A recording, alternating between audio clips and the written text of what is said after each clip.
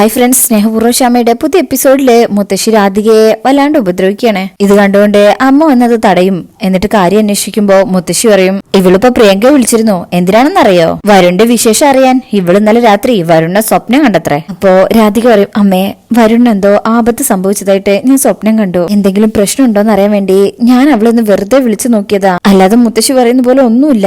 അതിന് മുത്തശ്ശി പറയും, അവന് ആപത്ത് വന്നാ നിനക്കെന്താ അവിടെ ചോദിക്കാനും പറയാനൊക്കെ ആളുണ്ട്. യശോദേ, കെട്ടിച്ചുവിട്ട നിന്റെ മോളുടെ മംഗല്യ ഭാഗ്യം നിലനിൽക്കണമെങ്കിൽ ഇനി ഒരു മാർഗേ ഉള്ളൂ, കഴുത്ത് ഞെരിച്ച് കൊന്നേക്കണേ ഇവളെ എന്ന് പറഞ്ഞ് രാധികയുടെ കഴുത്തിന് അമർത്തി പിടിക്കുക. ഇടമ്മേന്ന് പറഞ്ഞിട്ട് മുത്തശ്ശി കേൾക്കുന്നില്ല, രാധികയ്ക്കും തടയാൻ പറ്റുന്നില്ല.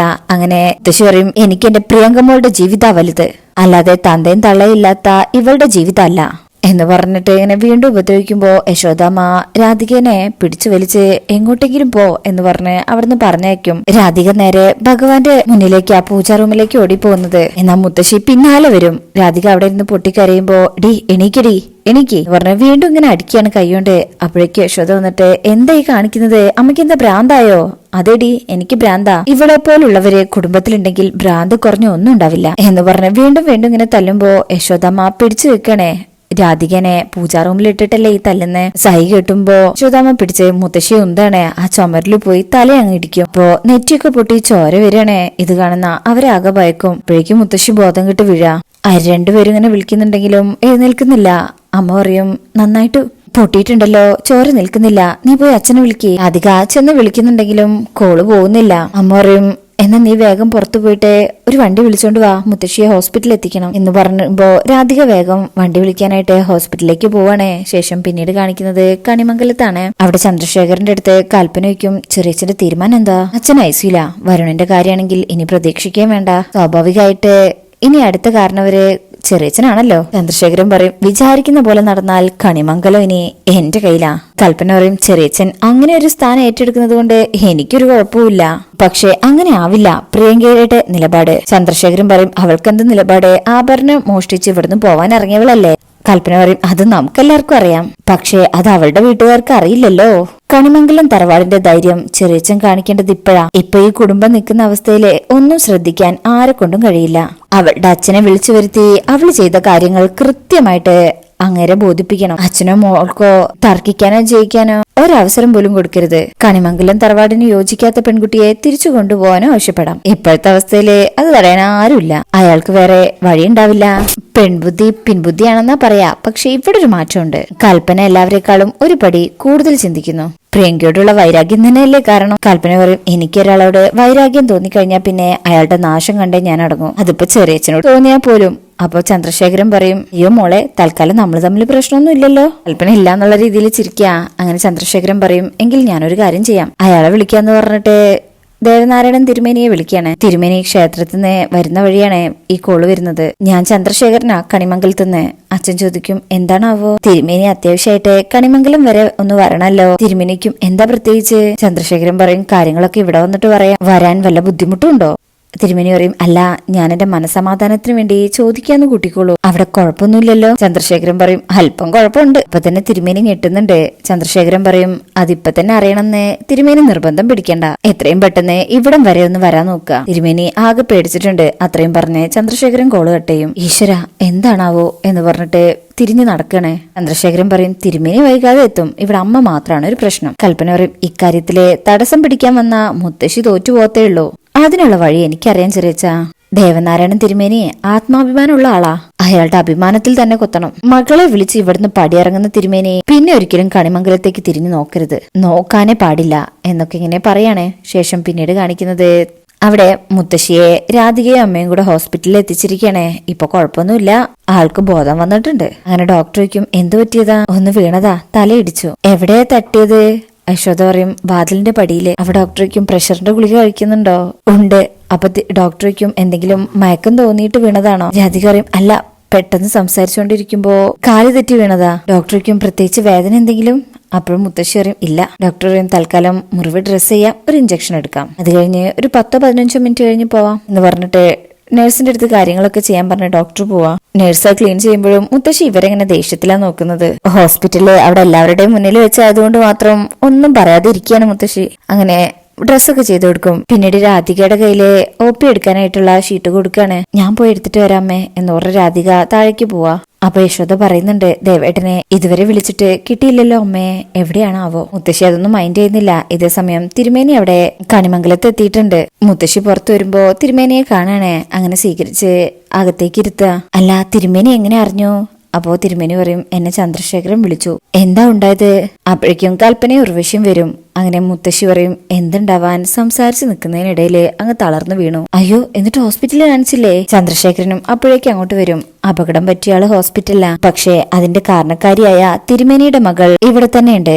അത് കേൾക്കുമ്പോ തിരുമേനി ഞെട്ടും. അല്ല, എനിക്കൊന്നും മനസ്സിലാവുന്നില്ല. കൽപ്പന പറയും, മനസ്സിലാക്കി തരാനാണല്ലോ തിരുമേനിയെ ചെറിയച്ചൻ വിളിച്ചത്. മുത്തശ്ശിക്കും, ചന്ദ്രശേഖര എന്താ ഇതൊക്കെ? മൂടി വെക്കുന്നത് കൊണ്ട് കാര്യമില്ലാന്ന് തോന്നിയതുകൊണ്ടാ ഇദ്ദേഹത്തെ വിളിച്ചത്. തിരുമേനി ആകെ പേടിച്ചിട്ടുണ്ട്. അവിടുന്ന് എഴുന്നേൽക്കും. കാര്യം എന്താണെന്ന് വെച്ചാ ആരെങ്കിലും ഒന്ന് പറയാ, എനിക്കൊന്നും അങ്ങോട്ട് മനസ്സിലാവുന്നില്ല.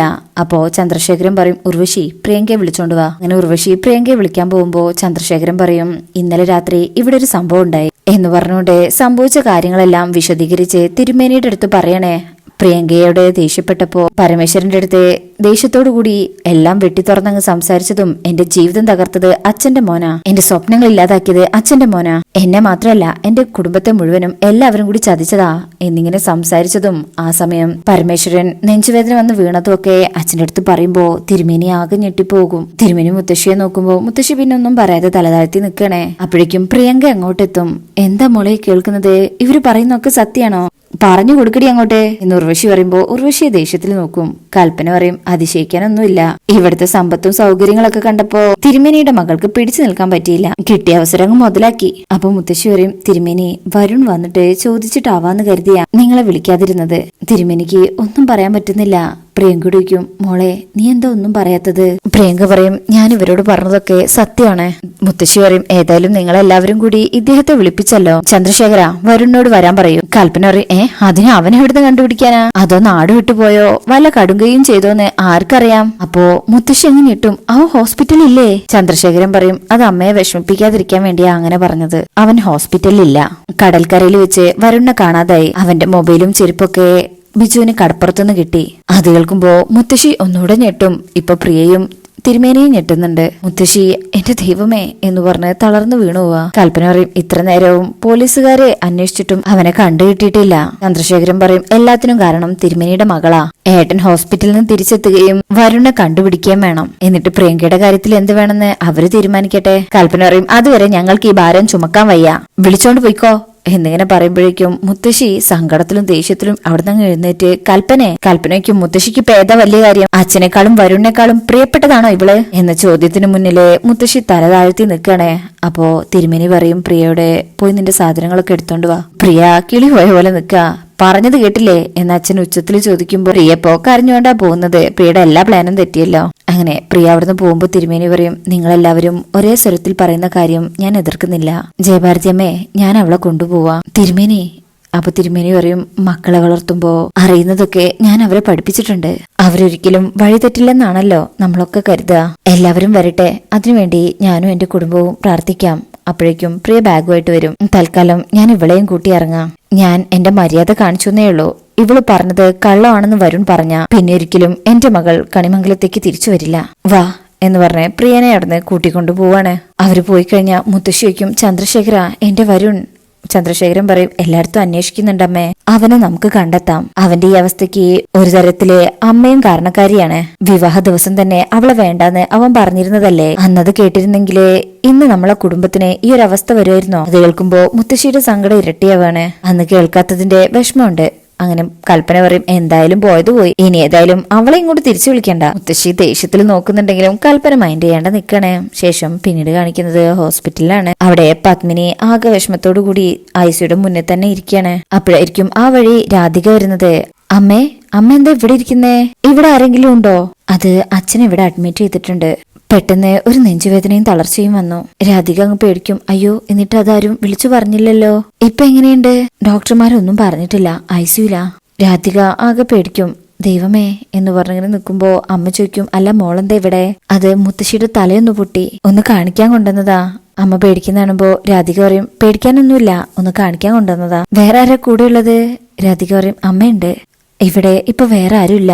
എന്തെങ്കിലും ആവശ്യത്തിന് നേഴ്സുമാര് വിളിക്കും. അമ്മ ഇപ്പോ അങ്ങോട്ട് വരുന്നില്ല, മോള് പറഞ്ഞാ മതി. രാധിക പറയും, ആ ഞാൻ പറഞ്ഞോളാം, എന്നിട്ട് ഞങ്ങൾ ഇങ്ങോട്ട് വരാം. അച്ഛനെ ഞാൻ വിളിച്ചു പറഞ്ഞോളാം. അപ്പോഴേക്കും ഐസിന്റെ അകത്തുനിന്ന് നേഴ്സ് വന്നിട്ട്, പരമേശ്വരന്റെ കൂടെ ഉള്ളതാരാ, ഒന്ന് കൂടെ വരണം, കുറച്ച് ഒപ്പിടാണ്ടായിരുന്നു, ഇൻഷുറൻസിന്റെ കാര്യ എന്ന് പറഞ്ഞ് വിളിച്ചോണ്ട് പോവാ. അപ്പൊ അമ്മ രാധികയോട് പറയും, മോള് കുറച്ച് സമയം ഇവിടെ നിൽക്കുക, അമ്മ ഇപ്പൊ വരാം. രാധിക പറയും, ശരി അമ്മ പോയിട്ട് വാ, ഞാൻ ഇവിടെ ഇരുന്നോളാം. അങ്ങനെ നേഴ്സ് അമ്മയെ കുട്ടിയടന്ന് പോകുമ്പോ രാധിക അവിടെ നിൽക്കുക.